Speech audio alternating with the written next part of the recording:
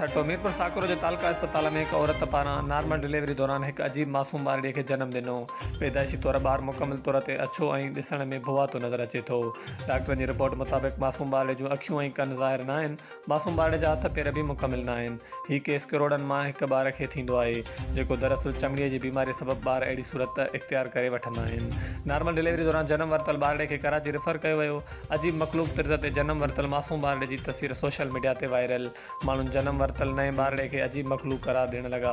तालका अस्पताल मीरपुर साकुरो जे MS doctor मुराद हिदियो ॿुधायो त उहा अजीब मखलूक न पर मुख़्तलिफ़ सबबनि जे करे ॿारड़ो नॉर्मल हालत में न आहे ऐं संदसि जिस्म में हालत मां ख़तरनाक क़िस्म जी चमड़ीअ जी बीमारी केथियोसिस जूं नज़रूं अचनि थियूं।